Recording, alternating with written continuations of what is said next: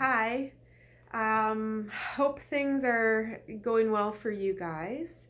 Today I'm going to talk about crisis schooling. Many of us are in this situation where we have children at home and there is a demand for them to get their schoolwork done. So naturally, we've started to use the language of homeschooling. However, I had a great consult with one of my friends this morning who homeschooled her children for many years. And something that she said was really important is to realize that this is not homeschooling, this is crisis schooling. There's something important for parents because many of us have not chosen the philosophy of homeschooling. In this time, you might still believe in the philosophy of sending your kids to school, and when that's possible, the doors are open again, you're going to send your children back to school. This is crisis schooling. This is temporary. This is a crash course in figuring out how you will teach your children and how you will balance their day. So I think there are a few basic points that I wanted to drive home today. I'm also going to be having some people come on and talk with me about how they have developed their homeschool strategies to help us as we are enduring this crisis schooling situation. So the one thing is of course it's important that many of you are taking it so seriously to understand the school curriculums and to really figure out how you're going to get your children to learn the curriculum that they need to. And it's been really, really hard. My friends, when I've talked to you, you're having to learn how to use all these different sources of technology, but you're doing it. You're doing it.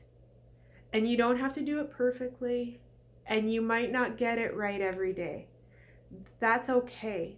This is a process, and we're really not going to be able to do it perfectly. That's a good thing for us as parents to learn to accept, is that we're going to be imperfect parents.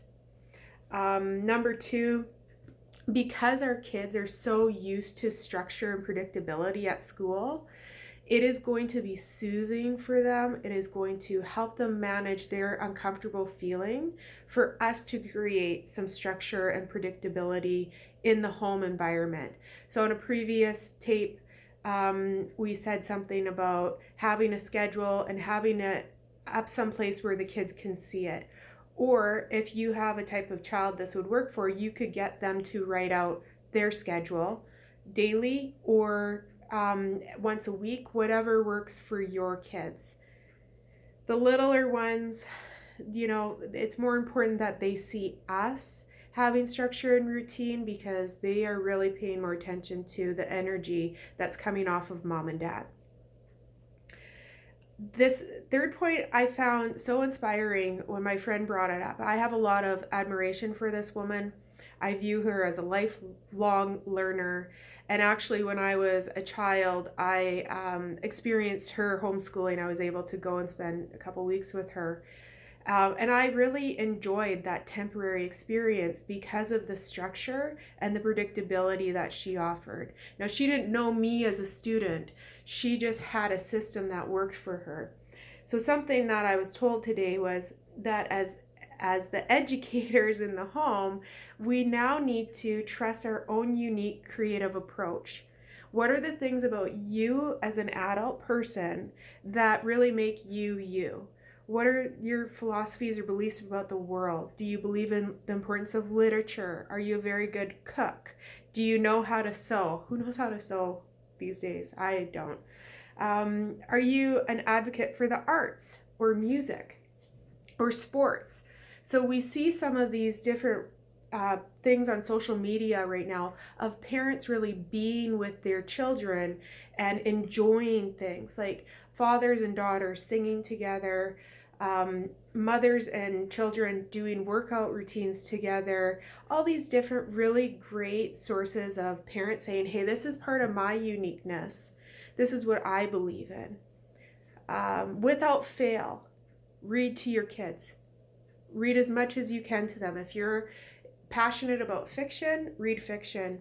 If you're passionate about sort of like nonfiction or history, then finding ways to get your kids excited and passionate about these things. It's going to be a natural tool for you to provide some structure in the day. So another really great way of viewing all of this is to remember that we got to keep it in the zone. You're going to focus on certain tasks with your kids. Keep the tasks in the zone. Their zone is their attention span. Certain kids will have different availability for tasks depending on their learning style, their developmental ability, and their age. So some things are going to move through very quickly, and some things they're going to be able to sit with longer. Our job is to be aware. It's like, how are you doing? If we try to force them to continue with a task longer than they're able to, it is going to make it harder for them. It's going to make it harder for us. So allow yourself the learning curve. The structure is the, I guess, canvas for the day. The school curriculum is going to be a part of that. And then for you, it's going to be figuring out what are the different things that I knit in to provide more structure for my child. And what are the things that are really cool about me that I want to leave an impact on this young life.